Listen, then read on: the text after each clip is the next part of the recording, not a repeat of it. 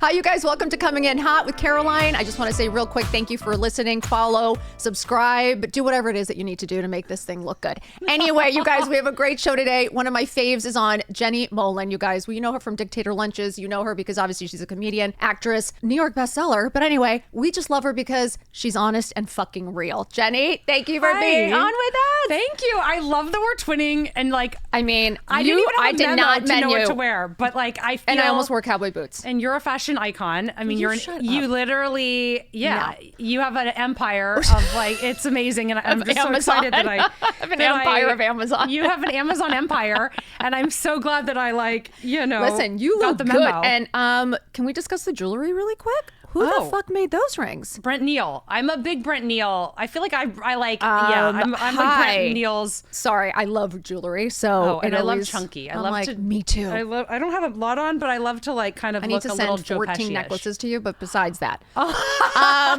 we'll discuss the neck mess after. Jenny, we need to dig deep today. Okay, so you have your podcast also on Dear Media. So happy to be on with you. All the fails. And obviously, the books that you wrote, I found you a while back, obviously during COVID, when we were all locked in our houses. And obviously, people know you. Your husband's obviously well known, and we all know that. But that's really actually not how I found you. I actually don't follow actors and all that stuff. Yeah. I actually loved you because you were doing the Dictator Lunches, for school. How funny. And I literally was like, who the fuck is making these lunches? Because you know how we all find that. Yes. You know, people will say to me, like, I can't believe you get dressed and put all the jewels on. And I'm like, okay, well, to me, I'm like, I don't know how anyone does that, but it brings you happiness. Yes. That's how I honestly found you. But how did you dip your toe? How did this whole social media fucking empire start for you? Because you started and then you did the books. Then came the podcast. So I started on Twitter. I started on Twitter in 2009 or something like that. Yeah. And I was tweeting, and at the time I was just a supporting actress on like a TV show. I was playing someone's probably some cop's girlfriend. That's usually where I would find myself. Those are hard roles. Oh God. Okay. And I was so bored and I felt so just like unfulfilled. Also, I always say to Jason, I hate acting because I don't like being trapped somewhere and somebody else in charge of me and telling me when I can go home. That's like the worst feeling. The worst. It's like, if we were kidnapped, they would kick us out. Oh my God. That's my worst fear is being kidnapped. Me too. And every job I got as an actress felt like I'd been kidnapped. It didn't help that I'd be working with Tom Sizemore or like various characters like that. But yeah, or I'd be like stuck in Romania somewhere for 3 months. Oh my God. So yeah, so no, like I started tweeting because I was just so frustrated with the kind of the work I was doing. Yeah. And I wanted to be more than, I think I was a theater major. I went to UCLA. I thought that I wanted to be seen because like there was it was so cathartic to have like my two like self-involved parents have to sit in a dark room and like listen to me on stage and everything I wanted to say for once. Like that was very corrective and healing for me. Interesting. Yes. So I went into theater, but when I started working in LA, I was like, wait, more than being seen, I want to be heard. And so I started tweeting and I was just like angry. It was hard to be with a man that also like eclipsed me so completely, to walk into a room at 28 years old when I was like, I'm feeling hot. And then all of a sudden everyone's like, can you take my picture with Jason Biggs? I'm like, fuck you. So it's just like I'm the star. It was humbling as fuck. So I started tweeting and that was when I really realized that I was funny. I think before that I was afraid to even go out for sitcoms or do that type of role. Yeah. Because I don't know if you felt this way, but like growing up in the 80s, it's like if you're blonde and you're like a blonde, cute like Baywatch chick, or something, you're right? the bimbo. Yeah. And I could not. I could not like stomach even like, I didn't want anything to do with that. I could not handle like being seen that way. So I would just pass. And so I did mostly drama or like these like horror movies or procedurals. And so I didn't really find my voice until I started writing. Oh, interesting. And Twitter at that moment, it was just like I was in the right place at the right time. Yeah. And if you were a funny woman, it really just like democratized comedy for all of us. And we were able to build these platforms. And suddenly I had this community of like heavy hitter writers that were following me, and I just like rose in the ranks on Twitter. Right. And out of that, I had my agent, I was at Gersh at the time, and Joe Veltri said to me, he's like, I think you should try to write a book. because I was writing for Playboy Online. So I had a short story. Wait, hold on. Playboy? Now, okay. Yes. Hold on. This is interesting. Yeah. Tell me what you were writing for Playboy. So so there was another writer. I think she was like a Kimmel writer. I'm not sure where. I don't remember anymore. But she had written a short story for Playboy. Okay. And back in the day, it's like if you could write for Playboy, I mean, it was like a very prestigious. Because I heard like the stories are really good, right? Like the Paul and Nick was writing for them. It was like a known real thing. Yeah. And she wrote a story for them, and I thought, oh, like I have a really great story. It was pretty scandalous and sort of just like a comedy of errors about Jason and I, and I'm like, I'm gonna like pitch this to Playboy. And I so I wrote the guy, and I was like, I'm friends with this girl who I wasn't friends with, and she suggested that I reach out to you. I have this story. And he read the story, he read the piece, and he was like, well, I don't really like care who your husband is, but I like this story. I'm gonna run it. It broke their site, so it like went gangbusters. And of course everybody else like sensationalized it because it was Jason. Right. Like this guy didn't care, but Access Hollywood and these people like loved this shit. And so the guy who was running Playboy at the time called me. I think his name was Jimmy, and he said, you can write whatever you want for us. So I had a standing column with them, and out of that came the book deal. And so Joe was like, it's kind of what inspired, right? That was my first book, I Like You Just the Way I Am. Stories about me and some other people. Yeah, wait, who is it about? Wait, give us this a little, because honestly, it's fucking hilarious. And I don't think what people realize is that you actually tell the truth about things. Like, you're not ashamed or shy about saying what happened with you and Jason, or like telling stories about yourself, which is always what I love. I hate when people just won't tell you the fucking truth. No, like, there's something about my childhood, my family of origin. I have this need to like really just like bear it all. I don't want to just like present this pretty picture. Like, what do you think that is, though, Jenny? Will you tell us honestly, what is that? Because I feel that need too, and I don't know if it's age. I don't know if it's just like I'm so tired of the bullshit perfect story. What's real? I think I was like conditioned to think, and like I think that like also maybe through my parents, and I just feel like everybody wanted to make things look a certain way. Yeah. And it's like my life's goal to like tear all that shit down and be like, I'm a mess. I was dyslexic, anorexic, and a theater major. Who wants to talk about it? God. It's like I'm just like constantly, shouting it from the rooftops. Same actress, didn't go to school, like studied therapy when everyone's like, what are you doing? Oh, yeah. And then I started was getting my married MFT at Antioch. Oh, right. Was going to marry the billionaire guy just because my parents were forcing me to, but I fucking hated them. Like, it is one of those things that like you're kind of following this path that is like everything else, like everyone is expecting you to do something. And there's a need for me also to kind of be like, no, that's not at all what happened. Yeah. Like, you know what I mean? Like there was a situation that happened with my parents at Thanksgiving. I talked about it. They went nuts, kicked me out of their place, because I talked about it on Instagram. It was very interesting. I've never been screamed at like that, where my kids literally said to me, my son said to me, Mom, I'm so sorry your mom doesn't love you. Because that's how brutal it was, just because I didn't say Thanksgiving was perfect. Because I actually told the truth. The fucking shit show. My dad had an accident. My mom was screaming, cursing at him. My aunt was like it was one of those things where you just wanted to cry, because it's like, you want it to be so perfect. People think holidays, it's like the hardest time. It is the hardest. It's never what you expect. No. And it was this thing of like, they wanted to paint this perfect picture to everyone else. Yeah. But it was a fucking shit show. And I was like, why are we lying? What is this purpose of us all lying about what really goes on behind closed doors? Have you always, like historically, have you sort of gone against the grain and like said, like sort of like broadcast the family stuff? Or was this the first time? This is, I think it's Instagram and starting like those coffee talks in the morning were the first time that I really started to broadcast everything. Oh, okay. And saying it all, and kind of like, because I'd never really been on, to be honest. Okay. And I think the more honest I got, and the brutal truth. Welcome to my side of the tracks. It's not pretty over here. But intense. It feels good. Let me tell you something. It feels so good, but you do. I was saying something to, well, yeah, it's like, I was talking about this recently, where it's like, my thing is like, I like to like burn a bridge to the ground and then like try to repair and then like do it again. So bad. It's my pattern. But why do we do this? Why are people so afraid of being honest? Like, do you feel that with your, like, you growing up, did your parents always paint a perfect picture? Because like my mom was all about looking good and being rich, and like you have to like grow up, you have to look a certain way, so you marry a certain type and you live a certain lifestyle. Yes. Did you grow up like that at all? I grew up, my parents divorced when I was 2. My mom, has had many marriages. I moved around like every year until high school. I was in a different school. Really?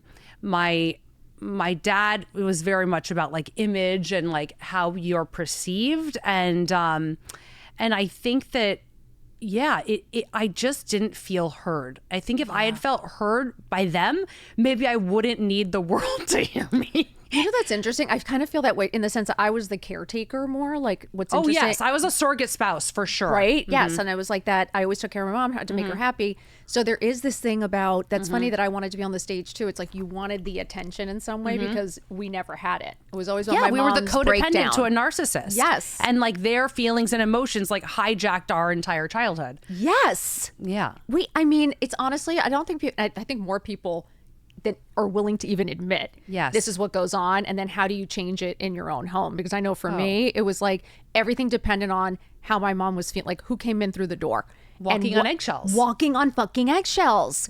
So you had that too. How did you deal with it, and how did it affect you as a child? And I mean, obviously, because you want to say it all.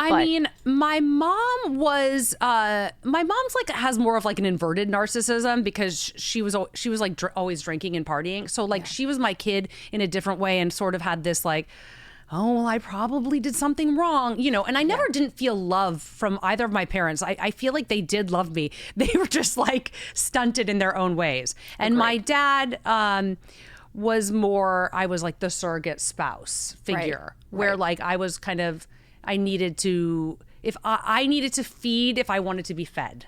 Yes. And so that was my dynamic. And my sister and I, we didn't live together. She lived with my mom in San Diego and I was with my dad. So it was How did you decide that? Well, they sort of decided that. Okay. It was like, it was That's really interesting. It was really fucked up. What's interesting though is because like I always took my mom kind of took me and like my dad, even though they stayed married till he just passed away. But it's funny, my mom always used me as her, like I was always against my dad. And it's funny, my sister was kind of always against my mom. And if you see the dynamics now, what's interesting is like they are always at, like they haven't spoken since my dad passed away. Not once. She hasn't called once to see how we are, what's going on. Wow, interesting. And what's interesting is that and it's funny, I feel like a weird anger towards my dad just because she was always talking shit about him. Always putting that idea in my head. Did you have like, is that how you guys were? Like, did you have a different relationship? They definitely talk shit about each other, my parents, but no. I think the issue, like, I think part of like the problem, and that's something that I've tried to like really convey to my kids is like the bond between the siblings. Like I am so just like focused, like singularly focused on like, I want my 2 sons to like love each other and have each other's backs no matter what. Because I think that like when there's sort of like a dearth of like attention, and when you have like my sister and I are 16 months apart and there wasn't, my mom was very focused on like male attention and other things. And I think that when you're both like vying for this like morsel of love and there isn't enough to go around, you end up turning on each other because you think, well, if she's not there, then I'm going to get it. Right. And I think that like that has caused like just so much competition and like there's no like bond between my sister and I. Me too. And it's sad. And I think that she has a lot of resentment towards me because she's the younger one. And I think that it's like a misdirected. I think it's almost like you should have been there and protected me. Like you should have given me what she couldn't. Totally get that. And it's like, I'm like, dude, I was just trying to survive. Honestly, I think me and my sister and I feel the same. Trying to survive. Right. Like, and you forget that we're all human. Yes. And we're all just trying to survive the situation. Exactly. But there is, I think my sister resents me that she feels somehow I had it easier or I was the favorite or I had different attention. Same. And I'm always like, What? Like, what are you talking about? Like, they did everything for you because they actually felt sorry for you. So they were always fucking catering to you. And you're, it's just fascinating, the different dynamics. And then you're like, let's get together on Thanksgiving and have an amazing time and pretend like none of this ever happened. We all hate each other. And we all hate each other. It's insane. And you get there because then, like, you can't wait to get to the holidays. And then you get there and you're like, I fucking hate everyone. Like, what are we doing I'm here? like, wait a minute. This is why I live so far away from you guys. Because I moved to LA. My parents were in Miami, and I literally took off and went across the country literally 20 years ago. And do you get the same thing I do where it's like you abandoned us? Yes, I abandoned them all, yet I'm the one taking care of everyone from across the fucking country. That's the sickest part of it all. Right. I mean, I don't understand it, but with you guys, see, and it's interesting you said that. I force my kids. I don't allow any fighting. Yes. I am really hardcore with like, let it go. It's over. You guys, not a big deal. Like, you're best friends. Like, don't, because of the way that we grew up. And my parents, I feel like they pinned us against each other a lot. Oh, my mom loves to do splitting. Where she's like, well, your sister said this. I'm like, why are you telling me that? Same. It's my mom would start shit. I honestly think she would start shit with us because I think she liked the drama. My mom thrived on drama. Yeah. Did your parents thrive on drama? Like, I don't think they're aware of it as much. I feel like my mom will do it because, like, of her own guilt, wants to be like, well, just so you know, I'm staying out of it. I'm like, by telling me anything's happening, you're not staying out of it. Like, telling me all the information. Walks herself right into it. Holy shit. Yeah. Wait, so how do your dynamics at home, how do they've changed compared to how you grew up? Because I always feel like I tried to make such significant changes in my home. Yes. Because my home was very chaotic, lots of fighting, walking on eggshells. I tried to, like, I always wanted to, like, be out or away, where my kids are like total homebodies and they never want to be anywhere. Yes. And I feel like that's a good thing because maybe they're happy at home. Yes. But I've tried to change those dynamics of, like, a peaceful home, things like, you know what I mean? Yes. What is it like? Well, I married an Italian and he's very dramatic. And so there's a lot, it's like, it can be operatic. Like, even him stubbing his toe is like a crazy short film. But no, I definitely think that there's so much more communication in my marriage than was ever happening in the home I grew up in. Yeah. But, you know, Jason's sober. So, like, I guess, you know, I mean, I knew him for 9 months before marrying him. So, like, I did walk myself back into some of those issues because I grew up, you know, with an alcoholic. Right. And even when you're sober, I think that there is some of that is at play. But no, it's different. My family dynamic is so different, just in the sense that, like, I don't think Jason and I both, like, we want to get better. Yeah. Even when we're having a hard time, which, like, full disclosure, we've been having, like, such a hard time recently. I think that, like, there are so many different marriages within a marriage. 100%. And we're getting I'm 18 years in. Married. Yeah, I'm 17 as well. It's like, it's crazy. And we're getting into a new phase where, like, the old way is just, like, not enough anymore. It has to change. It has to evolve. And, like, it has to go deeper. And you have to grow together. Mm-hmm. And almost like you have to sort of be willing to do the work. And Jason and I have always been in therapy since we met. Mm-hmm. And right now, like, we're like twice a week therapy because we were apart during the summer, and that the re-entry is so hard. So brutal. But, like, we want to, like, win. We want to win. You want to make it work, and it takes work to make it work. At like any cost. I'm like, I'm going to do whatever I have to do. Yeah. And including, like, see my part in this and, like, you know, dig deeper into, like, my own shit. Yep. And figure out, like, why do I react that way? What is being triggered for me? I think the hardest thing with Jason and I is that, like, our issues are, like, directly opposed. And maybe that you just find that with a spouse in general. Mm-hmm. But it's like, when I set Jason off about something, it's like his reaction looks like the narcissist I grew up with, even though he's just saying, like, consider me. And to me, I'm like, consider you? Yeah. I've been considering someone else my whole life. You know, fuck you. And then we're both, like, ready to kill each other. Totally. Because we look like our parents to each other, even though where we're coming from is so different. You know, he said to me, like, recently, he's like, don't be a martyr. I'm like, a martyr? Like, a martyr's the last fucking thing I want to do. Like, I'm not going to drive a kid from Jersey and, like, quit my day job so that he could be on, like, his mom, like, literally worked nights so that Jason could be on Broadway at like 9 years old. I'm God like, bless her. I have no interest. I'm like, I don't want to be a martyr. I want someone to do it for me. I'm looking for help. I don't want the pat on the back for suffering. Fuck that. Like, who do I call? So it's funny. But it's like my mom's like, you guys fucked yourself with this feminism shit. She's like, now you work 24 hours a day and take care of the kids and clean the house. And she goes, I used to just, drop the kids off at the bus and just like go hang do out. my appointments. I was like, yeah, you're kind of right. Like, I know. I always say to Jason, I'm like, if I ourselves. left for 2 months during the summer, left my family, people would assume that I was either dead or in rehab. 100%. Like they would not approve. But No. a father can just like go. It does not make any sense to me. It's not fair. It's not fair. Nothing's fair. No. You guys, nothing's fair. Okay, now getting back to, now we've talked about some serious shit. Okay. Talk about, first of all, how did the podcast come about and why pick fails? I find that so interesting because I do think our failures. I love failure. I think it's like the only way we change. And I think it's the thing that like has motivated me the most in my life. I think that like, the not getting what I've wanted is like how I've ended up in the place that I'm supposed to be in. I think that like so often, again, it's talking about the things people don't want to talk about. It's like getting to like, what is the truth? And I love to hear about, I don't want it like the list of like, I don't want your resume, your greatest hits. I want to know like, what is the thing that like broke you? Yeah. It's so much more interesting. Me too.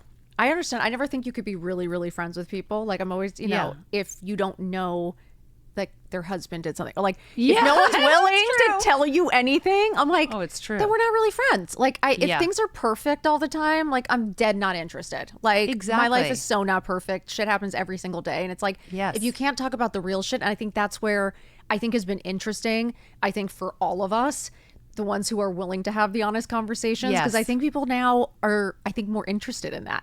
And it's such a boring conversation. It's so boring if all you're talking about is how perfect everything is. I'm like, great, you were in St. Tropez on your yacht. That's great. That's amazing. Good for you. Yes. But I'm like, when was the last time your husband had sex? Like, tell me something interesting that like makes us closer. Do you know what I mean? And Completely. do you feel that way?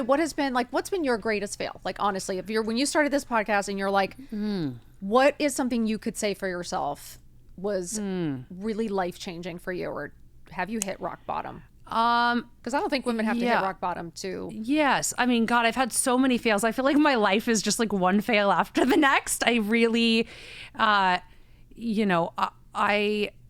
just professionally, I mean, it's just been constant. And like, I went through hell with the novel. It was just like, really? And it was almost like, I mean, it broke me in so many ways because like every publisher passed on it. I rewrote it 4 different times.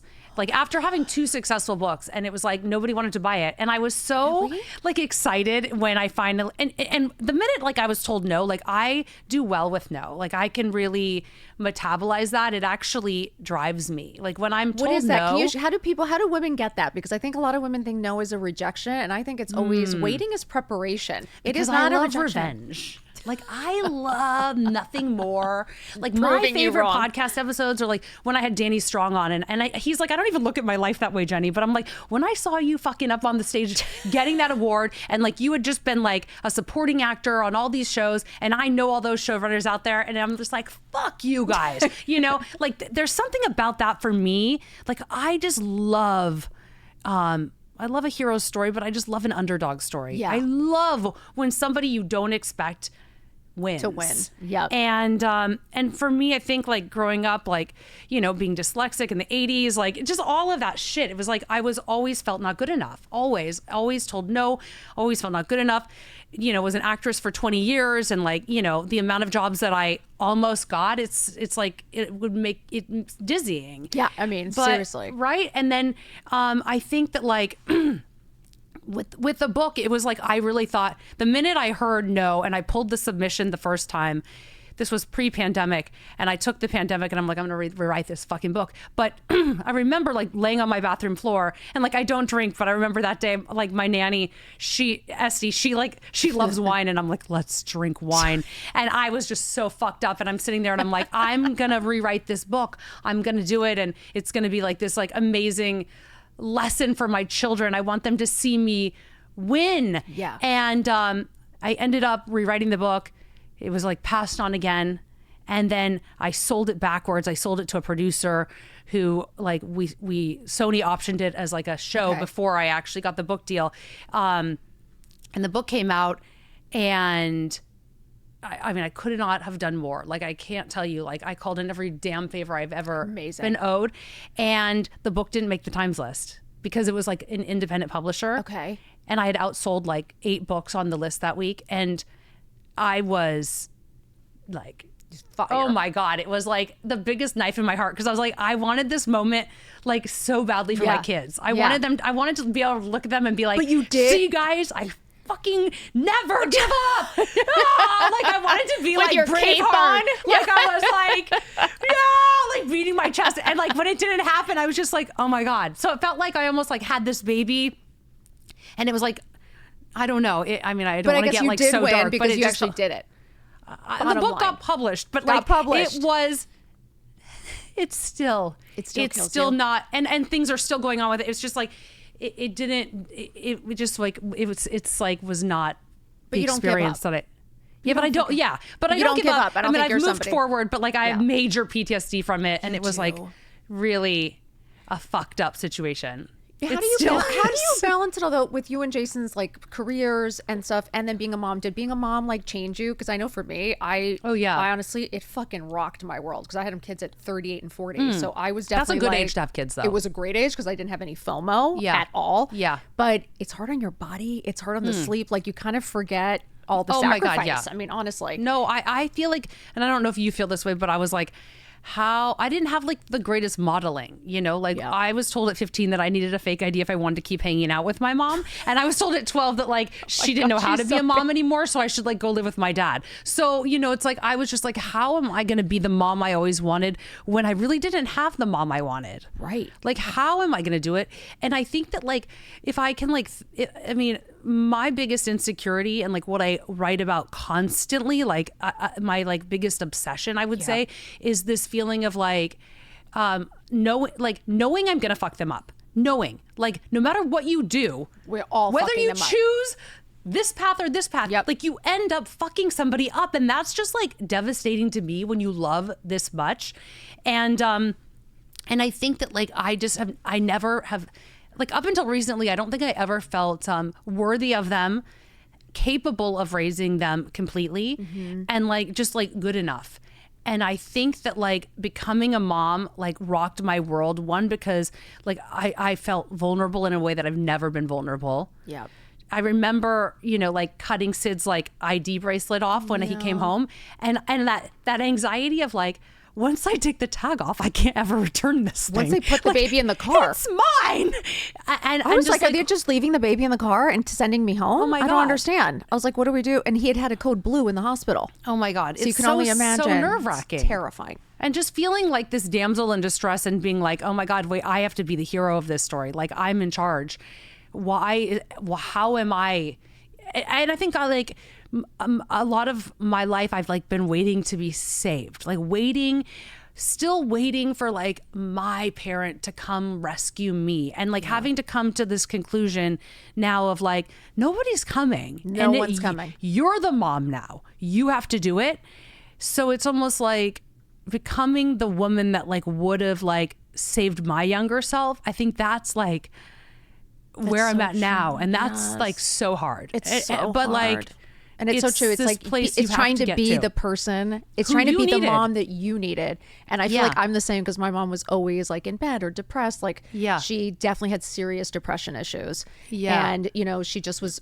I just remember her unhappy. Like she just was never. I've till this day I just want to see her happy. Like I just want to see one day her be like, I'm happy. Like I've never heard that in my entire fucking life, like ever. So there is this thing like when you now have to take care of all of these people add your parents to it. Completely. And at the end of the day, you realize no one's coming to save you. Like everyone did the best that they could. And now it's your turn to kind of just get to decide how you want to live your life and what kind of parent you want to be and like create the home you want. I mean, we have no other choice at this point. We have no fucking choice. Because it's so, I mean, I think that's the hardest part for women. I mean, it is like the amount of responsibility that we have on our shoulders, not only to take care of ourselves, but everyone else and live out your dreams and goals. It's really like unheard of. So it's like unrealistic. It's so unrealistic. And that's why I was like, there's no knight in shining armor coming. No. Like the reflection in the mirror, that's it. That's your superhero. And then like with sons, I'm like, oh, and then they're going to leave me one day. Me too. I have two boys too. And I'm always like, the girls stay. Yeah. No, boys don't stay. I want them to only date girls with dead moms. Is that terrible? Like that's not my terrible. goal. I don't think that's terrible. Or I don't want another mom on the scene. Or do we have to like buy her? Like, what do we have to do? But what if the other mom's better than me? Then like I'm gonna feel. But like the other mom might be more secure in her mothering, and that's gonna intimidate the fuck out of me. No. That means that they're helicopter and they're too involved, okay? Oh my God. They're supposed to be independent. But I'm the same because like having two boys, I always thought I would have girls in the sense that I like girly stuff. I was like getting dressed and all that. Yeah. But it's interesting raising boys in this time. Like I'm kind of like, I want them to be respectful men. Yes. You know, it's like you want to raise the kind of guy that you want to marry, you know, that you want your daughter to be married to. Yes. And I asked this question the other day and I'm going to pose it to you because I found it really interesting. If you looked at if you had a daughter, let's just say your son, and you looked at her and she was living your life right now, would you be happy for her? My exact life? Yeah. Oh yeah. I'd be like, you're killing it. You're killing it, right? I think so. Like, would it be the marriage you'd want for her? Would it be the, you know what I'm saying? I found because I was like, that's such an interesting perspective to look through. Yes. That like, are the choices you're making right now the choices you'd want for your kid? Yes. I think so. Yeah. I think so. I think so because I think that like I'm with a husband who like is willing to apologize, is willing to change, is willing to like do the work. So like it, I mean, and is like a very involved, sometimes too involved. Right. I understand. A mother hen, you know, sometimes it's too much, but yeah, I would be happy. You'd be happy. I would be happy. And I think it's an interesting way of looking at it. Like, because I know for me, it's like, I did not want my mom's life. No. I used to always say I didn't want her life or like her marriage. Yes. And it's funny now, I'm like, I hope my kids have this. Like, I hope they can at least have somebody who's just a good person who's like actually has a good heart. Has a good heart. Please, like at the end of the day, like what do you think now? Like, what are Jason's best qualities that you would say if you're giving advice to, you know, we have a pretty young audience and I'm always saying don't get married. I'm always like, stop rushing to the end. Yes. I don't know why everyone's trying to have kids and get married when it's a huge fucking responsibility. Well, my assistant Caroline, I'm like always like Caroline, now, like I am getting to have a bit of that dynamic of like, well, I'll just like back up a little bit. Tell me a little bit, Caroline. We're going to talk about you for a second. So she's going to be 27 in like a week. Oh my God, my assistant's 28 and this is the it's kind of I amazing. lecture her all the time. Go ahead. Kind of amazing because, okay, like, so when I was interviewing, well, I only interviewed her. Basically, somebody was like, I have somebody for you. Yeah. And I didn't look her up. I didn't do anything. But like in my mind, I like pictured, you know, a woman of color, like somebody who, I don't know, just like different from me. Yeah. Somebody different from me was what I anticipated was going to walk through the door. And like, I'm sitting at this table with my mom. Like, I don't even know why. I mean, it's so like crazy that my mom was there. It's like all just like so perfect. Well, you want to like scare them at first to see if they'll stay. Well, oh my God, I'm like ready for this shit. So, and then I see this like gorgeous blonde girl walking through the door of Greca where I was in Tribeca. And I'm like, oh, fuck. Like, this is not what I anticipated. It's not what I pictured. It's really not like what I wanted. Because I felt like it was going to be like sort of, I was scared like that people are going to think that like, I was like, I have to find somebody that's just like me, just like a little me. Yeah. And like, I have two other women that work for me that are also like these like pretty blonde girls. I was like, oh my God, people are going to think that I'm like, so like a white supremacist. I don't know. I was just like really concerned. They might call you anything these days. Anything. And I was just like, fuck, like this is not what I expected. And she walked in and like, I gave her the job on the spot. Like I knew hearing her talk, I was like, this is this is right. This like is we're soulmates. Yeah, this is right. But what I didn't realize at the time, I mean, is that like what the experience that I'd have from it was like so, and I've talked to her about this too, because I'm like, your mom will get this. Like, I don't know if like you'll get this yet, but like I don't have a daughter. And it's like I'm having this like weird. Oh my God, don't make me cry, because me too. That's Kayla's like I always say you're the daughter I never had. Reaction where I'm like, this is like more what I would have needed. Like my mom wasn't this for me. 100%. Wasn't like a champion of me. Like I'm like almost like too, like I sometimes feel like I empower her like almost to like a dangerous place where I'm like, fuck them. You're hotter than all of them. You can do better than these people. You're a queen. You're the best. Like I'm like, I'm like scared I'm gonna like ruin her relationship. Like I'm fucking too. Like getting like aggro. Yep. But it's like I'm able like, and I'm also like she's in a different time of her life. Yeah. She's in the fucking prime of her life. She's like killing it, and like I almost feel like she's walking around with like a loaded handgun, Yep. And like, I don't know, like if when I was that age, if I realized the power that I had over people, like, because you don't realize it when you're that age. Yep. And like, I'm kind of there able to say to her, like, never settle. Get everything you want. Like, you can have it all. Yes. And like, it's like I'm getting to be the mom to like a younger me that like I like wish I had, and that's kind of like surreal and nothing I ever expected. I mean, I also drive her insane because I'm insane. Kayla, I love you. And unhinged. And Caroline, like, we love you guys. A fucking like basket case and doing too much and like spread too thin and it causes all sorts of like craziness. But like that has been like a real gift this year. That's for me. You know what? And it's like honestly, there is something in us that I think like the people come to you at the right time in your life. Like I always say, like certain things happen. I think like, even doing all of this, it's like I think years ago I wouldn't have appreciated or maybe been grateful or maybe have been prepared or be able to handle any of the business aspect or whatever it is. Yes. But it's interesting when it does come into your life.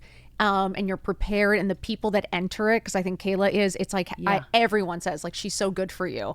And there is something of like having this daughter that I'm always like, no, don't do that, or what are you wearing to that, or wait, what, who is that guy? And I'm always like in her business, FaceTiming on a Sunday. Me I'm like, too. I'm like, where what are you wearing to the Yeah. wedding? No, you have to show your legs.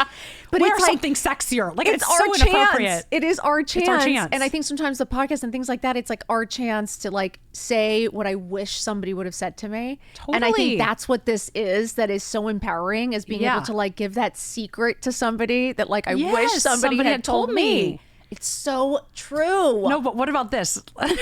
Tell me all your secrets. Screensaver is a picture of her in like a beautiful black dress. Like it's so inappropriate. Just her alone.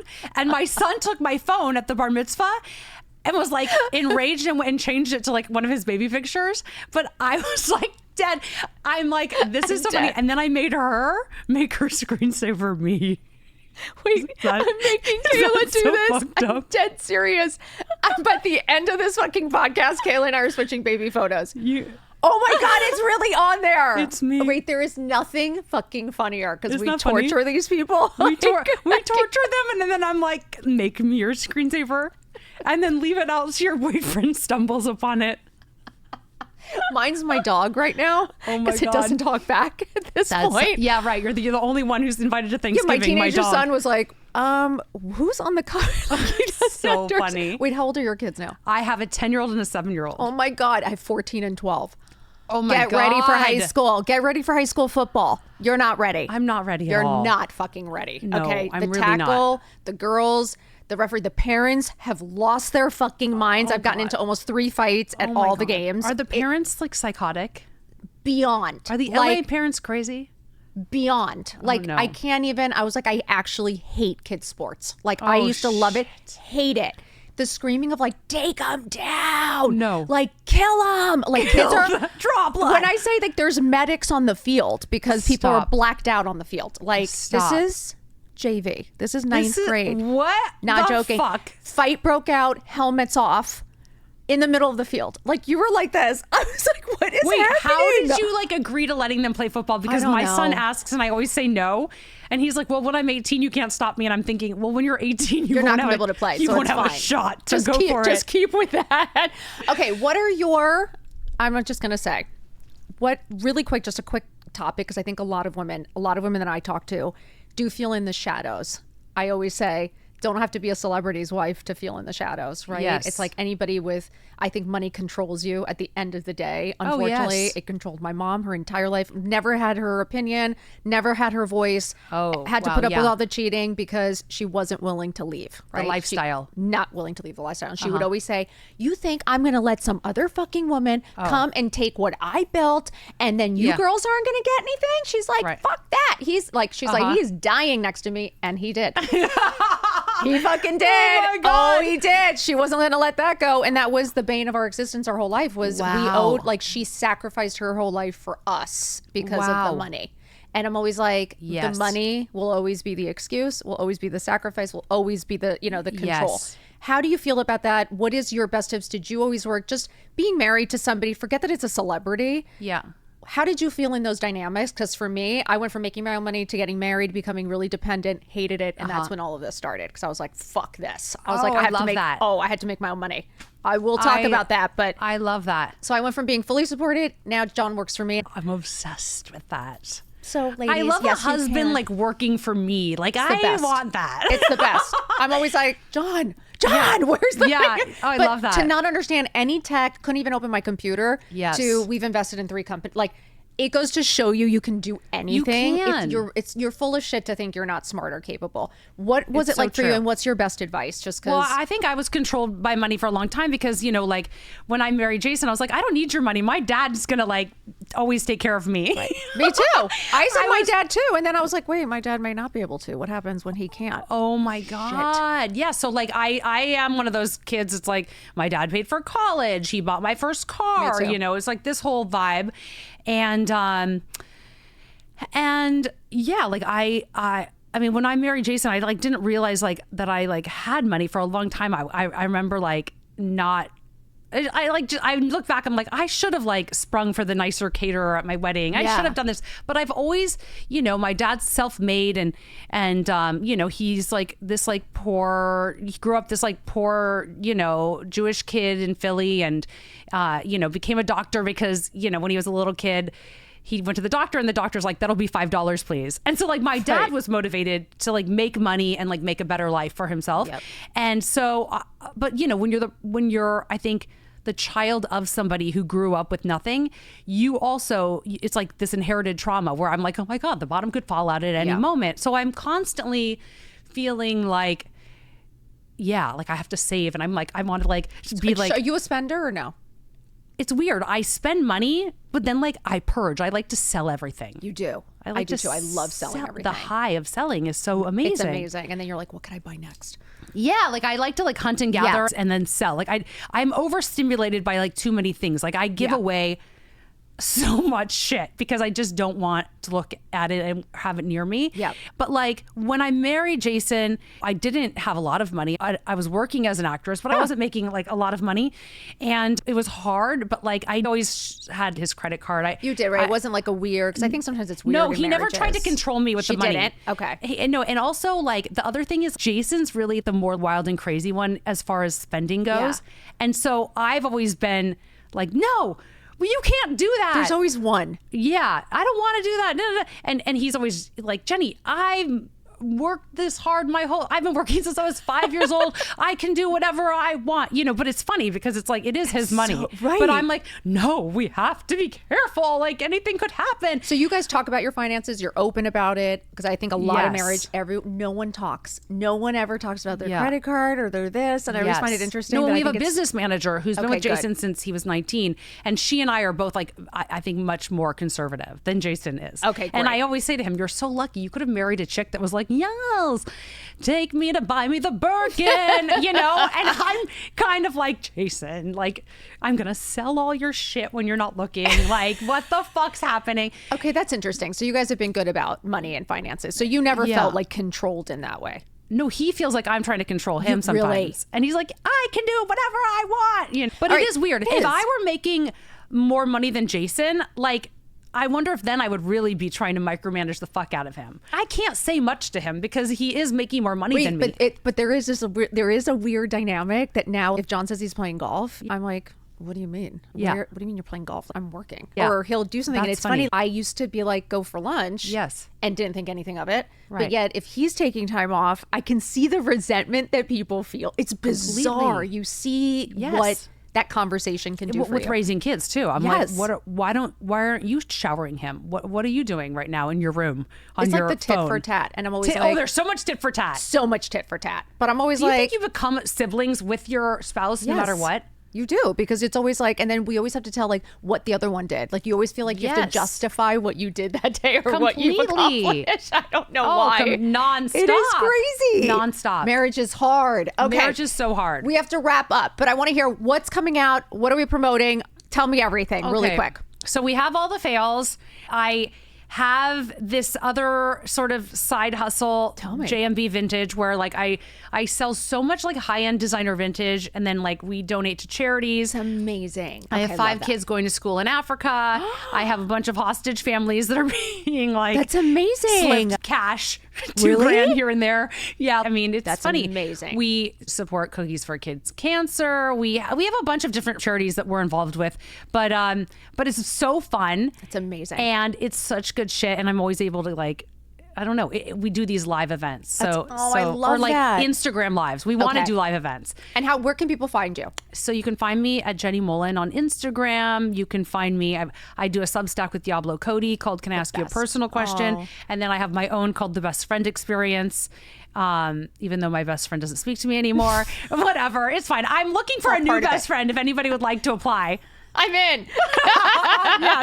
yes. Okay, that's amazing. Yeah. And then the podcast? And the Dear podcast Media? on Dear Media is called All the Fails. Well, we love you so much. Thank you for having me. being This was here. so fun. You're the best. You guys follow Jenny. Check her out. She's incredible. I love you all. We'll be back next week.